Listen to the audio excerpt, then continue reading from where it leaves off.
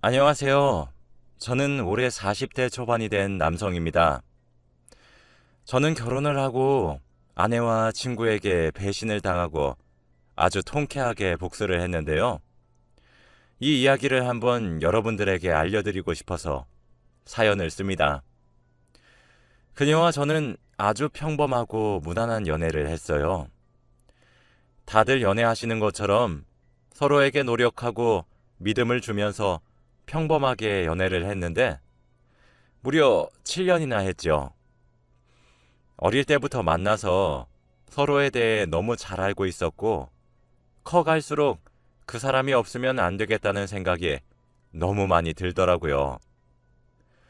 그녀가 제 인생의 너무나도 큰 부분을 차지하고 있다 보니 결혼은 서로 자연스럽게 결정하게 된 것 같아요.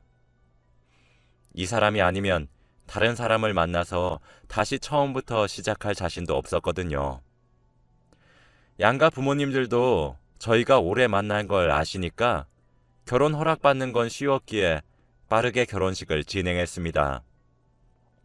저희가 오래 만나서 아내의 친구, 제 친구들은 다 알아요.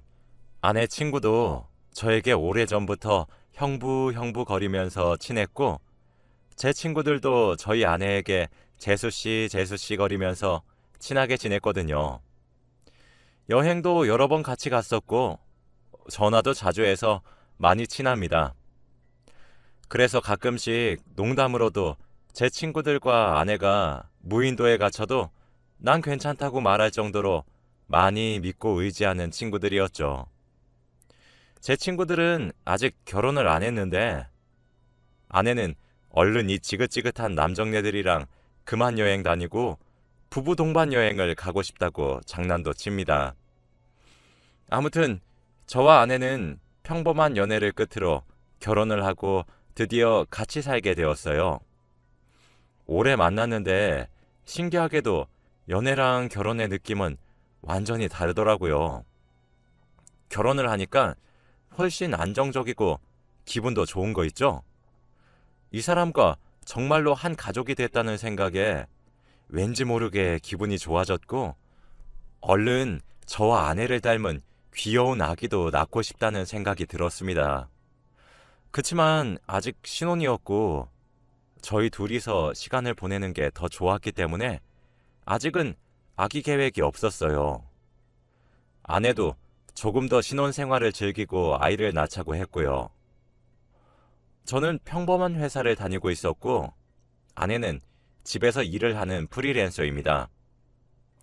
아내는 글을 쓰는 작가인데 다른 사무실은 없고 아직 신생 작가라 집에서 혼자 노트북을 두드리고 있죠. 아내는 원래 직장 생활을 하다가 작가 일을 하고 싶어서 일을 그만두고 작가를 하고 있는데 처음엔 전 극구 반대했어요. 솔직히 작가라는 직업이 많이 대중화되어 있지 않았고 수입도 그렇게 많은 편이 아니라 힘들 것 같았는데 아내는 고집이 워낙 세서 하고 싶은 건 꼭 해야 직성이 풀립니다. 그래서 주위 사람들의 반대에도 무릅쓰고 작가가 되었죠. 지금은 작가인 아내가 너무 좋아요. 회사 다닐 때는 회사 가기 싫다고 찡찡댔는데 지금은 자기가 좋아하는 일을 해서 너무 행복하다고 하네요. 아내가 기분 좋은 걸 보니까 저도 힘이 나고 일을 더 열심히 해야겠더라고요. 그런데 제가 맡은 일이 출장이 잦습니다. 자주 지방으로 가서 일을 하다가 많으면 5일 정도 외박을 한 뒤에 집으로 가거든요. 최대한 신혼기간에는 출장을 많이 안 잡으려고 했는데 꼭 출장을 가고 싶지 않을 때 출장이 많이 잡히더라고요. 연애 때는 그래도 같이 살지 않으니까 제가 출장을 가 있을 동안에 아내는 친구들도 만나고 일도 하면서 자기만의 시간을 가졌지만 결혼을 하니 같이 살잖아요. 그러면 하루 종일 집에 혼자 있어야 하는 아내가 걱정되었습니다. 그치만 아내는 괜찮다며 혼자 있는 거 적응됐다며 잘 다녀오라고 해주더라고요. 저는 출장 가서도 밤마다 아내에게 영상통화를 걸면서 이야기를 나누고 싶었지만 아내는 전화를 잘 받지 않았습니다. 그래도 나중에는 다 문자나 전화가 와서 잠들었다고 말해주며 저를 안심시켜 줬어요. 출장을 갔다가 집으로 가는 엘리베이터를 탔고 옆집 아주머니와 우연히 만났는데 아주머니가 아이고 그때 그 총각 잘생겼던디? 어쩜 그렇게 남매끼리 사이가 좋아? 우리 딸이랑 아들은 아주 치고받고 난리여. 라고 하는 겁니다. 네? 총각이라니. 아니, 그 와이프 동생 말이여. 얼마 전에 그쪽 와이프 남동생이라면서 엘리베이터에서 만났는디. 그때 팔짱 끼고 있길래 남매 사이가 좋구나 했지.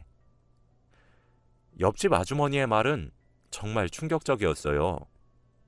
왜냐면 아내는 외동딸이거든요.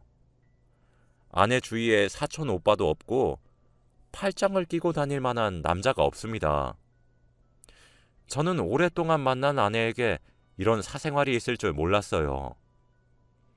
아주머니는 제 표정이 점점 굳어지는 걸 보시고는 잘못 말했다 싶었는지 아, 내가 잘못 봤나? 라고 하시더라고요. 저는 그때부터 아내를 의심했습니다. 집으로 갔는데 아내는 보고 싶었다며 저에게 달려왔고 저는 그런 아내에게 왠지 모르게 거리감이 느껴지더라고요. 아내에게 솔직하게 누구랑 팔짱 꼈냐고 물어보고 싶었지만 정말로 내가 믿고 있던 아내가 바람이라도 났으면 어쩌나 싶어 무서워서 아무 말도 하지 못했어요. 집으로 가니까 낯선 사람의 흔적은 전혀 느껴지지 않았고 정말로 그 아주머니가 잘못 보신 건가 싶었는데 화장실로 가니까 일회용 면도기랑 다른 칫솔이 있더라고요. 저는 아내를 불러서 이게 뭐냐고 담담하게 물어봤습니다. 그런데 아내는 당황하지 않고 아, 여보 없을 때 내 친구들 왔다 갔어. 내 친구 중에서 머리 짧은 친구 알지? 걔가 구렛나루 자른다더니 저거 들고 왔다가 놔두고 갔어. 아내의 친구 중에서 머리가 남자들보다 짧은 여자가 한 명 있는데 굳이 구렛나루를 자른다고 저걸 들고 다니나요? 솔직히 이해는 되지 않았지만 이해하려고 노력했습니다. 솔직히 그때는 아내가 그렇게 말하니까 아주머니가 말씀하신 팔짱 끼고 있던 잘생긴 남자가 아내의 친구가 아닐까 싶었어요. 아주머니는 아내의 친구를 머리가 짧아서 남자라고 오해한 거고요. 제발 아주머니가 잘못 본 거라고 합리화하고 싶었던 것 같네요. 아무튼 그때까지 저는 절대 아내가 바람을 피우지 않을 거라고 생각하려고 했습니다. 아내는 워낙 바람이나 불륜 같은 이야기들을 싫어하는 사람이기도 하고 바람 피우는 사람들에게 손가락질을 하면서 화를 내거든요. 요즘 TV 프로그램을 보면 이런 주제인 영상들이 몇 개씩 나오잖아요. 그러면 아내는 혀를 차면서 어떻게 저럴 수 있냐고 바람 피우는 것들은 천벌 받아야 한다고 말을 합니다. 그렇게 말하는 사람이 바람을 피우는 건 말도 안 되죠. 그래서 더 아내를 믿으려고 했던 것 같습니다. 오랜만에 집으로 와서 아내와 같이 오붓한 시간을 보내고 맛있는 음식도 해먹고 재미있는 하루를 보냈어요. 얼마 후 저와 아내는 주말이라 오랜만에 데이트도 할 겸 밖에 나가기로 했습니다. 봄이었어서 꽃 구경도 하고 싶었고 날씨가 너무 좋았거든요. 아내도 좋다고 했고 서로 일이 바빠서 너무 소홀했는데 오늘 하루만큼은 아내만 바라보고 놀려고 했습니다. 그런데 아내의 화장법이 바뀌고 향수가 바뀌었더라고요. 그리고 원래 화장을 거의 안 하다시피 하는 아내가 최근 들어서 화장을 진하게 합니다. 집안 마트를 갈 때에도 맨 얼굴로 나갔던 아내는 이제 화장을 하고 나가요.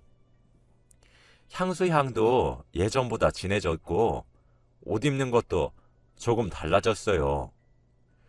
예전에는 밝은색 옷을 많이 입었는데 요즘은 어두운 옷을 많이 입더라고요. 우리 아내 요즘 조금 낯설다. 향수도 바뀌고 옷도 바뀌고 화장도 하고 갑자기 왜 그래? 기분 전환이야? 음, 기분 전환. 나 아이 생기면 이런 것도 잘 못하고 다닐 텐데 지금이라도 원 없이 해놓으면 나중에 후회 없을 것 같아서. 아내는 저와의 아이를 계획하고 있었고 저도 이제 슬슬 아이가 갖고 싶더라고요. 나이가 한 살이라도 어릴 때 아이를 낳아야지 더 늦으면 임신도 안 될 것 같았습니다. 그런데 저희 나이가 그렇게 많지도 않았는데 저희 생각과는 다르게 아이가 쉽게 생기지 않더라고요. 다들 왜 임신이 축복이라고 하는지 알 것 같았습니다. 정말 임신을 하는 건 축복인 것 같아요. 왜냐하면 임신을 하는 건 너무 힘들고 잘 되지 않았거든요. 그래서 저는 혹시나 저에게 문제가 있나 싶어서 병원으로 가 진료를 받아보기로 결심했습니다. 아내에게 비밀로 한 채 친구가 운영하고 있는 비뇨기과로 가서 진료를 받기로 했죠. 저는 검사를 받고 결과를 기다리는 내내 너무 떨리고 긴장되었습니다. 혹시나 제가 아이를 못 가지는 몸이라면 평생 저와 아내 사이에는 아이는 없는 거잖아요.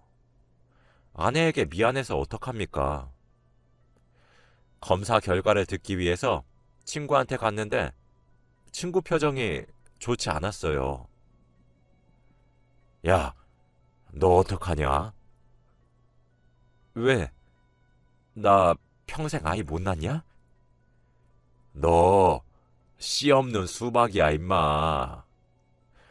정말 청천벽력 같은 소리였죠. 어떻게 제게 이런 시련이 찾아온 것인가요?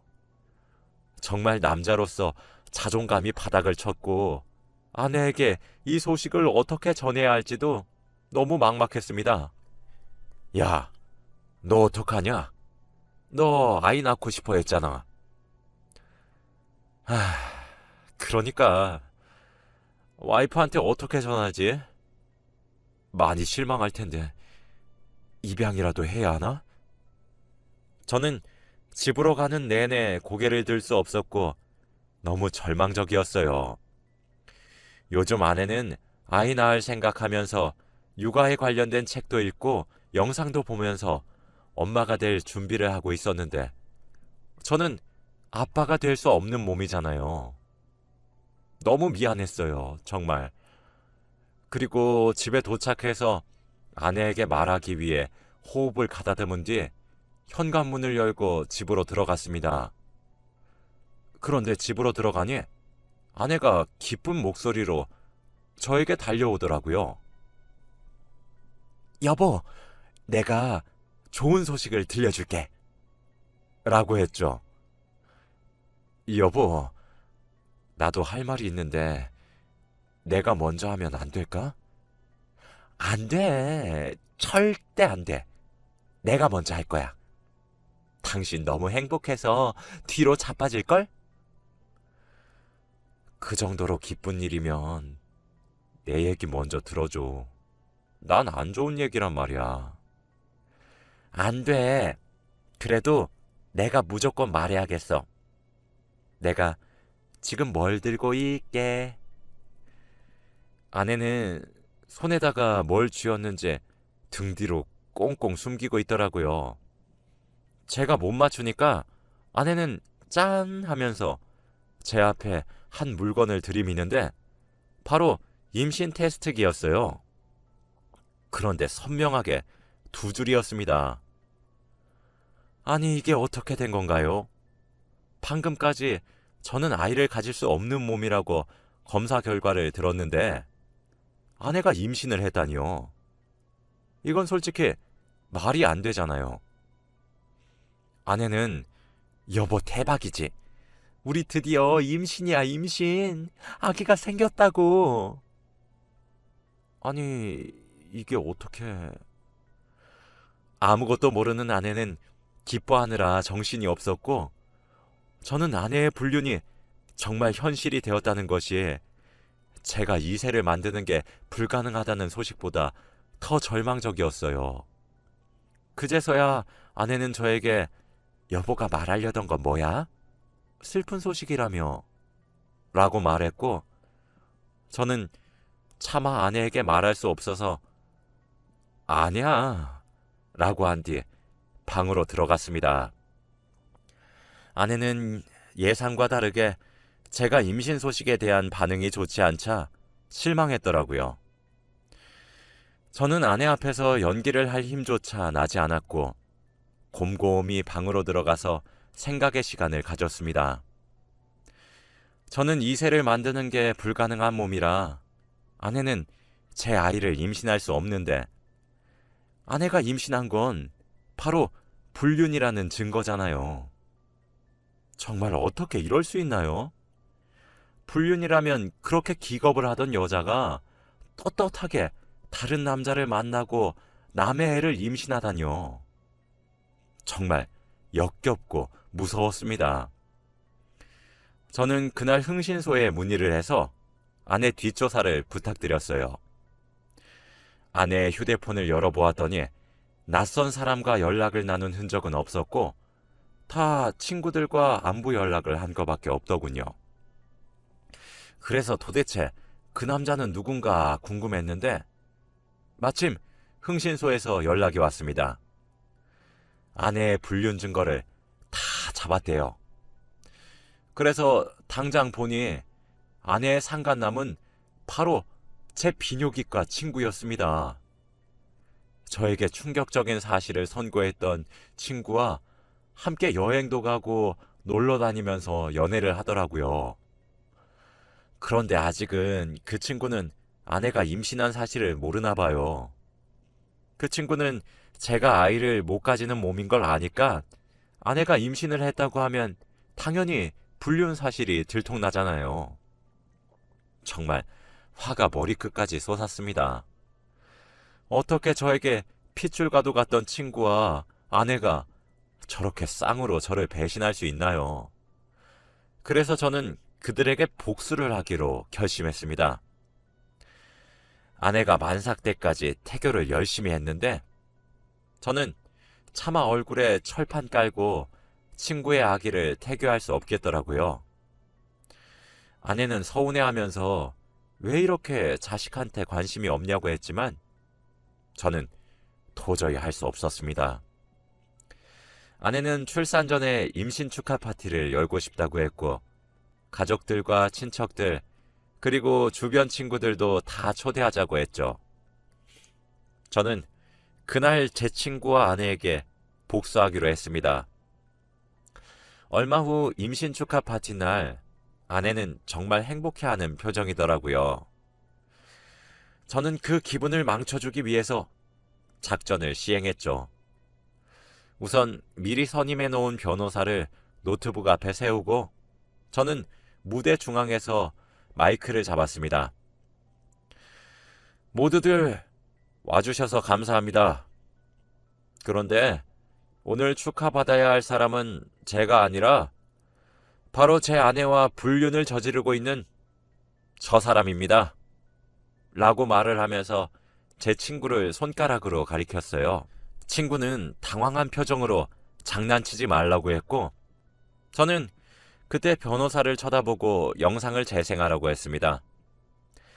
그 영상은 흥신소에서 받은 아내와 친구의 불륜 증거들이었고 그 영상은 아주 큰 화면으로 재생되고 있었어요. 영상 속에는 충격적인 장면이 잔뜩 들어있었습니다. 거기에 온 하객들은 다 같이 그 영상을 보고 충격을 감추지 못했고 마치 제가 아내의 불륜 사실을 처음 알았을 때 그 표정이더라고요. 영상이 끝난 뒤 저는 마이크를 다시 잡고 아내의 뱃속에 있는 아이는 사실 제 아이가 아닙니다. 저는 아이를 가질 수 없는 몸이거든요. 라고 말했습니다. 다들 헉 이라고 입을 틀어 막았고 다 같이 아내와 제 친구를 쳐다봤어요. 제 친구는 직업이 의사니까 주위에서 평판도 좋았고 착한 친구라서 더 많은 정을 나눴던 친구였는데 한순간에 이미지가 망가진 거죠. 저는 제 치부를 당당하게 이야기하는 게 너무 힘들었지만 그래도 더 확실한 복수를 위해서 부끄러움을 감수하고 말을 했어요. 하객들은 저의 말을 듣고 화가 잔뜩 나서 테이블에 있던 음식을 제 친구에게 던지면서 욕을 하기 시작했고 친구는 그곳을 뛰쳐나갔죠. 아내의 얼굴을 보니까 세상을 다 잃은 허망한 표정을 하면서 멍 때리고 있었습니다. 나중에 알게 된 사실이지만 아내는 제가 그런 상태였던 건 몰랐지만 아이의 아빠가 제 친구인 건 알고 있었대요. 일부러 거짓말하고 저에게 임신했다고 알렸다고 합니다. 친구는 불륜만 안 들키면 된다는 생각으로 만난 건데 아내가 임신을 할 줄은 몰랐대요.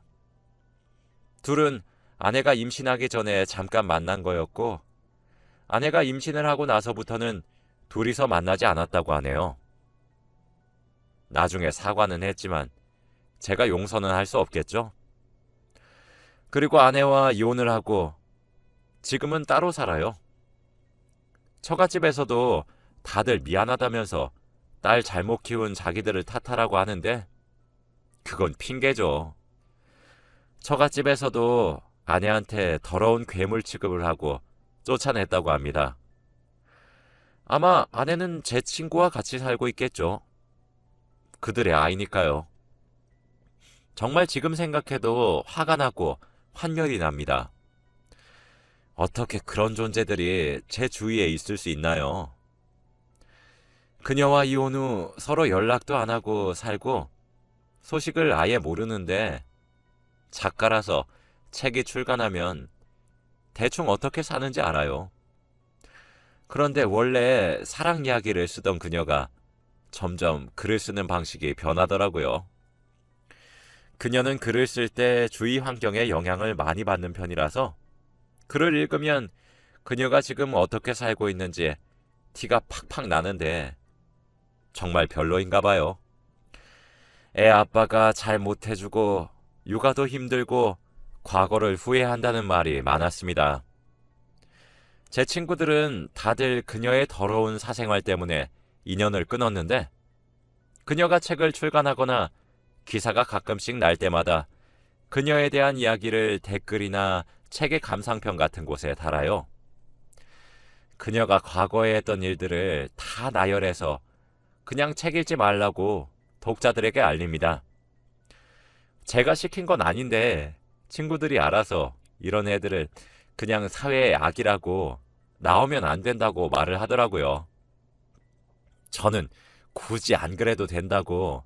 하지만 친구들은 그냥 자기가 하고 싶어서 한대요. 뭐 아무튼 지금 생각해보면 그 아주머니에게 감사드려요. 그때 엘리베이터에서 그 이야기만 안 하셨어도 저는 지금까지 의심했겠죠. 그리고 이제서야 알게 된 저도 많이 반성합니다. 아내가 안 하던 화장을 하고 옷을 입는 게 바뀌고 향수 냄새가 바뀐 게 바로 친구 취향이어서 그랬대요. 그리고 면도기와 칫솔은 확실한 증거였잖아요. 여러분들도 조심하세요. 혹시 모릅니다. 제 이야기는 여기까지예요. 들어주셔서